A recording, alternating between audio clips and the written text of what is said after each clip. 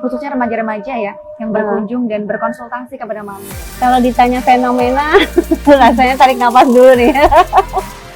Ya, Seperti kasus kematian Vina, ya seks itu sudah banyak terjadi, Mbak, di itu negara sama ya. kita ini, dan itu pelakunya anak-anak remaja yang Mario Dandi yang menyiksa David Ozora karena kisah percintaan juga. setelah ditelusuri kembali, anak ini menjadi pelanggan tetap di lokalisasi. Tolonglah, jangan menjual atau menjajakan kepada anak-anak remaja.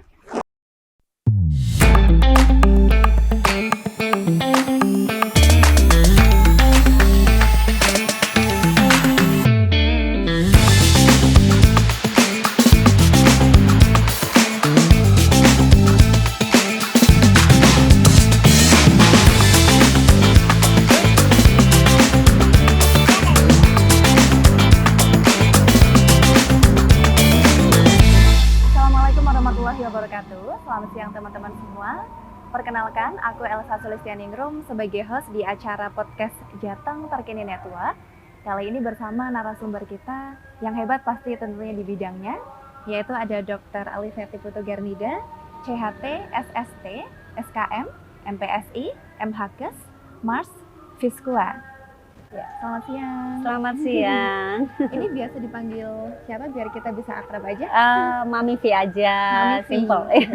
Mami V, gimana kabarnya hari ini? Sehat? Alhamdulillah baik dan senang bisa ada di Pekalongan. Iya. Ini baru pertama kali ke Pekalongan atau emang udah biasa ke Pekalongan? Udah beberapa kali ke Pekalongan dan kotanya ngangenin ya tentunya. Udah jelas ya pasti, karena di kota batik ini kita banyak sekali hal-hal yang indah, oleh-oleh yang indah juga yang bisa buat kenang-kenangan kita semua juga ya Mami ya. Ya, betul. Iya. Mami, hari ini kita akan bahas topik yang bisa dibilang penting karena untuk saat ini memang sedang banyak sekali terjadi isu-isu tentang pergaulan bebas. Dan untuk saat ini juga di zaman yang sudah semakin maju, teknologi yang semakin pesat, dengan usia yang mungkin dari kalangan anak kecil hingga udah dewasa bahkan bisa akses teknologi dengan semudah itu ya. Betul. Iya, jadi untuk pergaulan bebas saat ini juga bisa kita jumpai sebagai hal yang sudah tidak asing lagi ya Mami di telinga kita semua Betul. gitu ya. Untuk pendapat Mami sendiri nih, gimana sih untuk ciri-ciri pergaulan bebas itu?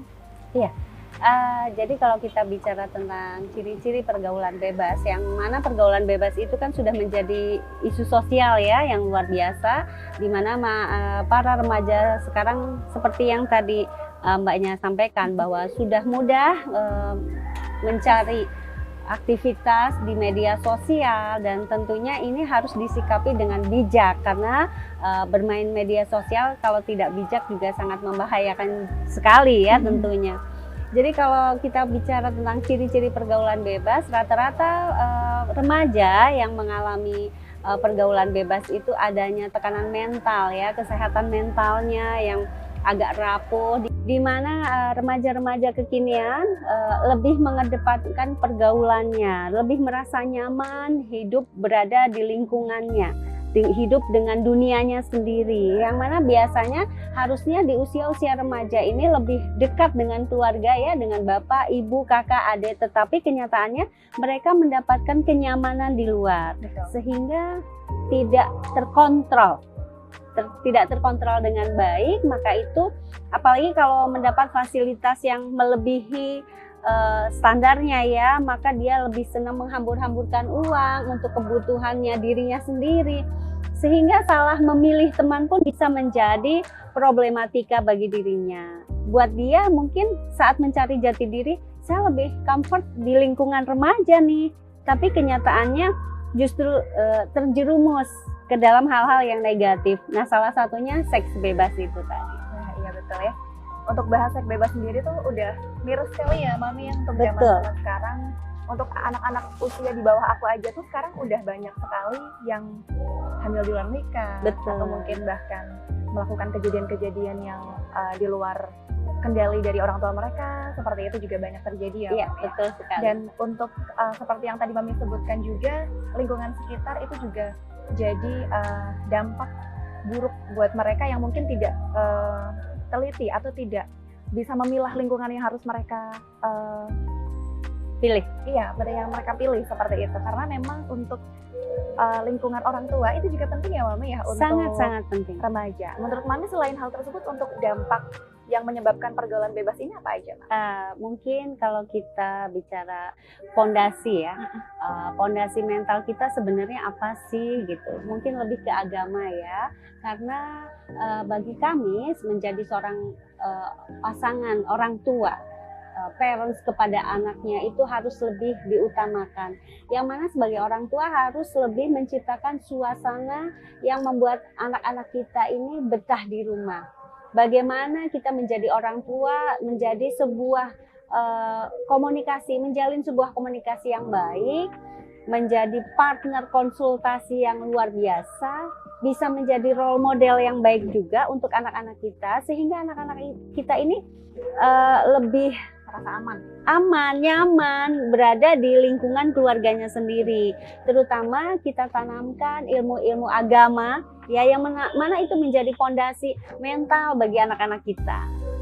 Baik ya, iya memang betul banget untuk yang Mami bilang ini ya. Untuk edukasi pertama itu memang keluarga ya Mami. Betul. Kalau emang dari keluarga kita di sini kurang mendapat tempat untuk kita mencurahkan segala apa yang ingin kita curahkan, orang tua kita kurang menjadi pendengar yang baik, lingkungan kita kurang mendukung apa sih yang sebenarnya ada di diri anak-anak ini tuh kadang bisa jadi mereka memberontak ya Mami ya, untuk melakukan hal-hal yang mungkin mereka tidak dapatkan di keluarga mereka nih, seperti itu ya. Dan untuk selain dari lingkungan orang tua ini, untuk lingkungan sekitar juga berpengaruh, sehingga untuk penyebab-penyebab lain menurut Mami ini selain itu apa Mami? Penyebab-penyebab untuk pergaulan bebas ini? Iya, sebenarnya sih banyak sekali ya hal-hal ya, yang mana anak-anak di usia remaja itu kan sudah sosial media. Iya, pengaruh itu tadi. Mungkin agak sedikit vulgar pemirsa.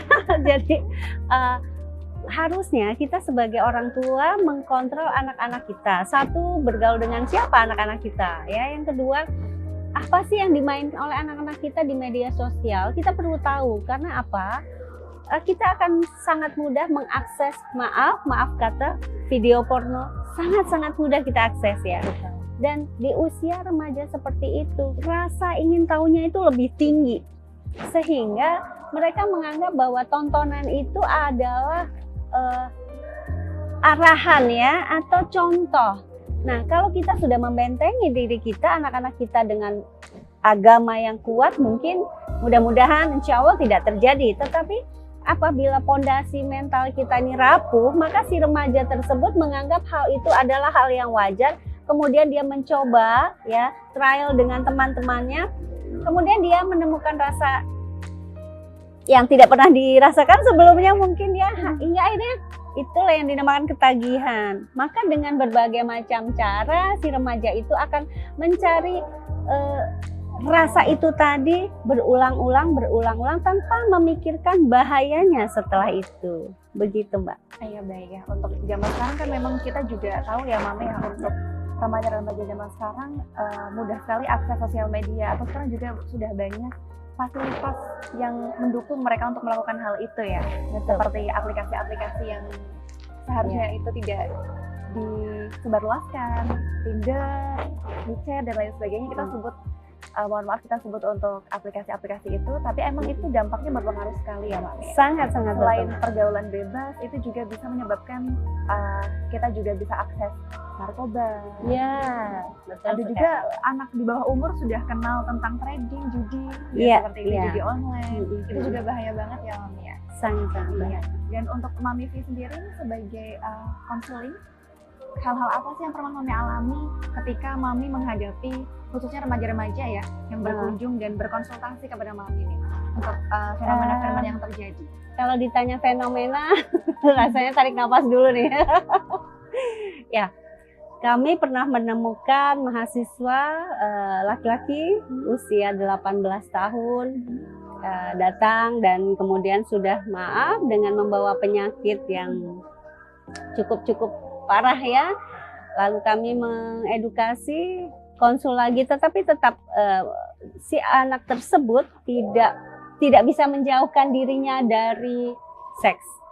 Maaf, dari seks. Sehingga anak tersebut mengalami penyakit kelamin, bahkan divonis HIV/AIDS. Lalu saya menyarankan untuk memberitahu kepada orang tuanya, tetapi kenyataannya orang tua tidak terima, tidak percaya karena anak itu betul-betul di depan orang tuanya terlihat soleh, dia bahkan cenderung pendiam, tidak banyak temannya. Nah ini setelah ditelusuri kembali, anak ini menjadi pelanggan tetap di lokalisasi, sehingga dia mainnya di rumah, ke tempat lokalisasi, yaitu tadi Mbak, tanpa kita tahu. Ya, itu kan coveringnya aja baik ya, kenyataannya mereka butuh bimbingan kita sebagai orang tua.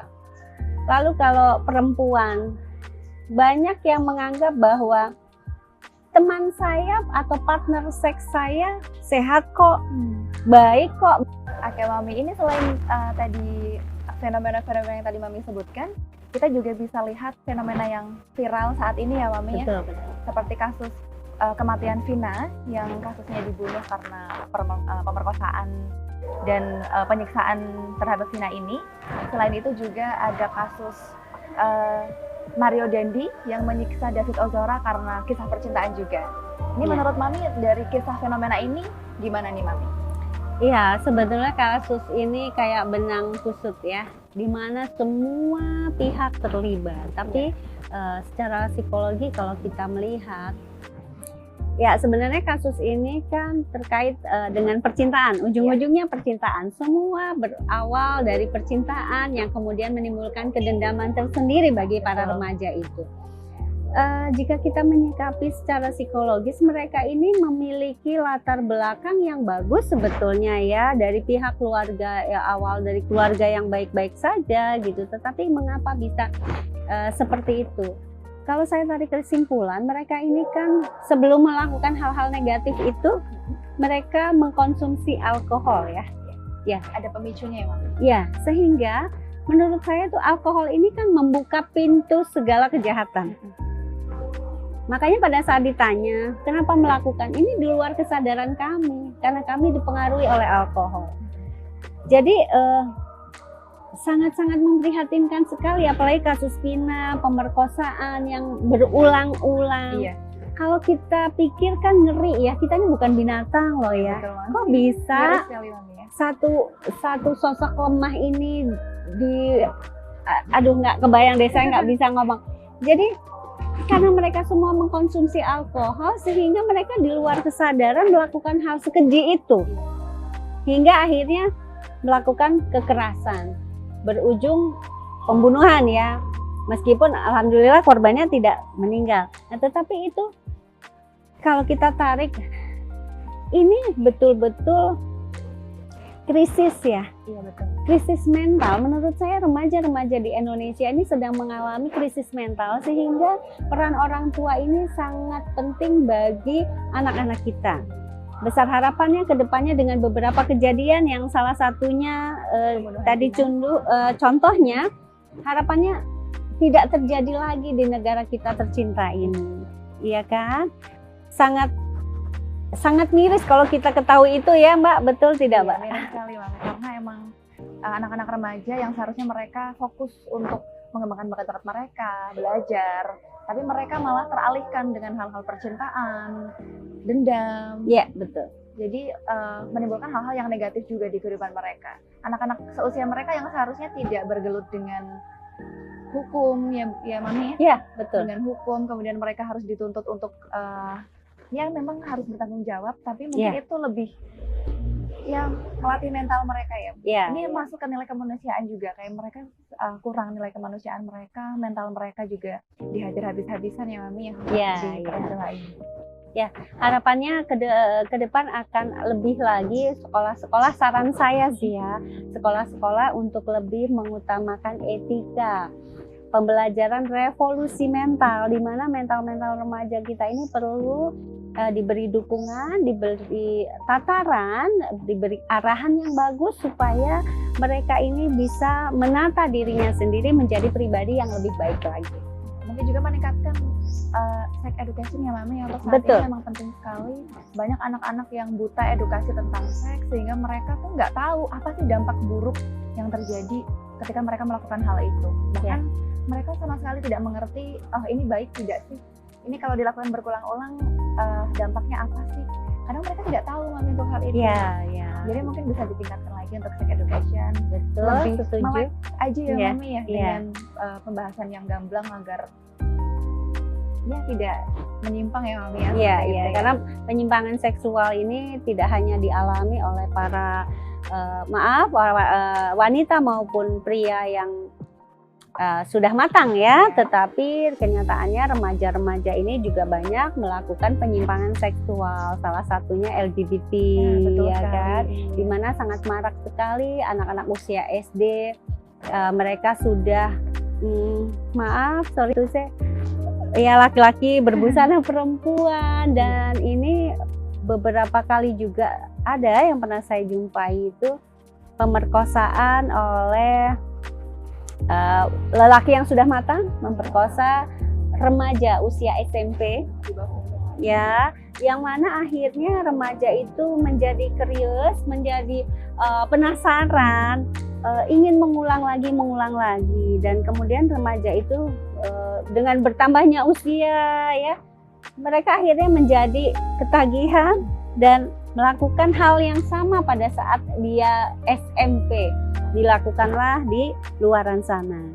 Ada pula yang SMP juga, karena memang SMP kan usia-usia rawan ya, masa-masa transisi. Jadi penasaran ya Mami. Iya, sering datang ke pijat plus dan di situ mereka menemukan rasa yang kepuasan batin bagi dirinya, sehingga dilakukan lagi, dan ini yang paling membuat saya greget ya. Anak-anak itu bisa membeli jasa pelayanan seksual dengan murah, sehingga mereka Jadi akses menganggap bagi mereka yang menganggap bahwa hal itu murah, bisa kok saya dapatkan dengan murah. Nah, ini juga himbauan untuk para pelaku, tolonglah jangan menjual atau menjajakan kepada anak-anak remaja, karena ini sama saja membunuh generasi muda. betul. Ya kan, membunuh generasi muda yang mereka awalnya tidak tahu apa-apa menjadi harus tahu, dan itu kan hal yang negatif ya. Ini betul-betul sebenarnya hati nurani saya sangat menolak gitu. Tapi ya ini seperti gunung es yang mana tidak hanya di kota-kota besar Mbak, tapi di daerah pun sudah banyak sekali LGBT yang marak. Jadi kalau boleh dibilang, banci ini tidak beranak, tapi bisa beranak pinak. Jadi gimana dong? Ya itulah. Agak sulit juga ya Mami ya untuk karena memang ya tidak bisa dibayangkan juga untuk kejadian ini seperti itu loh. Miris sekali untuk kejadiannya. Iya. Bahkan sampai ada juga yang mencoba-coba untuk pesta ya, pesta seks. Itu sudah banyak terjadi Mbak di negara kita ini, dan itu pelakunya anak-anak remaja yang kalau kita tahu mereka alasannya apa, just having fun aja. Iya. Nah, itu kan mengerikan sekali ya sebenarnya, tapi itulah realita yang terjadi ya. Kita sangat-sangat prihatin sebetulnya. Dan untuk cara penyampaian ke orang tua pun, untuk mencoba meyakinkan orang tua tentang apa yang mereka lakukan pun rasanya sulit ya Mami ya, untuk memberikan edukasi saat ini ya. Sangat sulit sekali. Untuk Mami sendiri, gimana sih Mami untuk cara mencegah hal itu agar mungkin bisa kita cegah sejak dini ya, sebelum mereka mengenal tentang having sex, atau mungkin mereka mengenal tentang hiburan luar yang mungkin mereka senangi seperti itu. Cara mencegahnya gimana Mami agar kita bisa pantau dari dini? Mungkin alangkah lebih baiknya kita sering-sering banyak konsultasi, sering-sering banyak berdiskusi dengan anak-anak kita, yang mana anak-anak kita ini kan butuh perhatian. Kita lebih baik menjadi teman main, teman ataupun sahabat, menjadi sahabat untuk anak-anak kita. Karena mungkin edisi anak-anak kekinian dengan edisi zaman mami muda dulu berbeda. Betul. Ya kan? Nah, disinilah nilai moral, nilai susila, nilai etika perlu kita tanamkan sejak dini. Bagaimana kita mencetak anak-anak remaja milenial ini menjadi remaja yang baik. remaja yang tangguh dan tidak rapuh. Karena kalau kita nilai sekarang remaja-remaja ini angka bunuh diri ini banyak juga dialami oleh remaja, sehingga mereka ini sebetulnya butuh bimbingan, butuh pertolongan, di mana orang tua ini, mereka kan di usia seperti itu butuh perhatian dari orang tua. Nah, orang tua yang mungkin sibuk di luaran sana sini kurang memberi perhatian. Nah, harapannya ke depannya para orang tua lebihlah bijak ya, berusaha untuk menjadi sahabat yang terbaik untuk anak-anak, di mana anak-anak kita ini harus betul-betul kita kontrol, betul-betul kita amati, dan kita selami dunia mereka. Karena tanpa kita tahu, mereka bisa lepas kontrol dan bahayanya akan berdampak untuk semua. Ya betul sekali untuk yang Mami sampaikan ini ya. Apalagi yang kita tahu, Gen Z ini kan manja banget ya Mami. Sangat-sangat ya. manja. Dibentak dikit baper, untuk dibilangin hal-hal yang baik juga mereka kadang menerimanya dengan makna yang berbeda gitu ya Mami ya. Jadi ada juga kasus-kasus yang kita tahu, ada anak kecil yang sudah berani untuk menyiksa temannya sendiri, bullying, kemudian bunuh diri seperti yang Mami sampaikan ini. Dan juga banyak sekali kejadian-kejadian yang mungkin di luar kendali orang tua mereka yang mungkin sangat miris sekali terjadi ya Mami. Dan tadi Mami sampaikan untuk kepada orang tua biar kita bisa jadi pendengar yang baik, jadi teman buat anak-anak mereka juga. Untuk khusus untuk anak-anak remaja nih Mami, apa sih tips dan trik agar mereka bisa menghindari pergaulan bebas dan bisa menjadi anak-anak yang baik untuk generasi di Indonesia khususnya, itu gimana Mami? Anak remaja ya? Untuk saran saya sih baiknya ya para remaja di luaran sana, ayo, masih banyak loh kegiatan positif yang harus kita jalankan. Misalkan ada yang hobi olahraga, silahkan cari prestasi di olahraga. Ada yang hobi nyanyi di dunia seni, silahkan kalian mencari hobinya masing-masing dengan prestasi. Karena dengan mengisi masa remaja dengan prestasi tentunya akan menjadi lebih baik dan tentu bisa membanggakan keluarga kita, terutama orang tua kita. Dan banyak-banyaklah bergaul dengan para remaja lainnya yang positif ya, dimana dengan mindset kita yang positive thinking tentu outnya akan positif juga, dan harapannya ada kerjasama yang baik antara orang tua dengan anak sehingga suasana nyaman, terjalin komunikasi yang baik. Itu modal utama kita untuk menciptakan keluarga yang harmonis. Baik. Iya benar banget Mami, keren banget ya, karena emang untuk zaman sekarang tuh perlu banget edukasi anak-anak dengan cara yang lebih parenting yang lebih halus ya Mami ya, lebih mengerti apa yang dimau anak seperti itu ya. Dan untuk selain itu seperti yang Mami tadi konfirmasi juga edukasi hal-hal positif, kemudian untuk saring sosial media yang perlu diakses apa aja. Terus untuk hal-hal positif di rumah yang perlu disampaikan kepada anak apa aja, itu memang perlu penting banget. Dan kita sebagai anak muda juga harus tahu nih kita bakatnya di mana, kembangkan bakat kita. Carilah hal-hal yang positif yang bisa bikin mengembangkan diri, bukan hanya untuk sekedar senang-senang tapi untuk prestasi juga. Tapi ada satu hal lagi loh Mbak, yang jadi ada sebuah wadah ya, banyak-banyaklah ikut sosialisasi atau berorganisasi. Nah, ada satu wadah organisasi yang bagus untuk remaja dan para wanita, itu organisasi Wanita Muslimah Indonesia. Ya, kebetulan saya yang melahirkan Wanita Muslimah Indonesia, di mana di Wanita Muslimah Indonesia ini menciptakan wanita-wanita yang luar biasa, ya, yang mengedukasi, yang tentunya bisa aktif, berinovatif, kreatif, dan produktif. Ya, di dalam Wanita Muslimah Indonesia itu mencakup kegiatan kemanusiaan, keagamaan, sosial budaya, pariwisata, industri kreatif dan wirausaha, serta pendidikan dan kesehatan, pemberdayaan wanita, serta kerjasama dengan divisi luar negeri dan dalam negeri. Keren banget ya. Untuk nama organisasi apa? Wanita Muslimah Indonesia. Dan itu lahir 2 Mei 2020 pada saat COVID itu. Untuk aksesnya gimana nih Mami? Kalau mau bergabung ke organisasi Mami ini? Boleh, nanti ada Instagramnya, ada WhatsApp-nya juga, ada Facebook juga. Nanti kita jaring melalui media sosialnya dan nanti berkumpul bersama seluruh wanita di Indonesia dan kebetulan anggotanya sudah 6.023. Keren sekali ya untuk organisasi. Nanti kalian bisa konfirmasi aja ke Mami apabila Boleh, mau boleh. ke organisasinya ya. Oke teman-teman, terima kasih Mami untuk pembahasan hari ini. Keren sekali untuk pembahasannya untuk pergaulan bebas. Semoga bermanfaat buat kita semua untuk pembahasan pada hari ini. Terima kasih Mami. Sama-sama. Semoga bermanfaat buat kita semua. Aku Elsa Sulistian pamit undur diri. Selamat siang di podcast Jateng Terlihat. Terima kasih.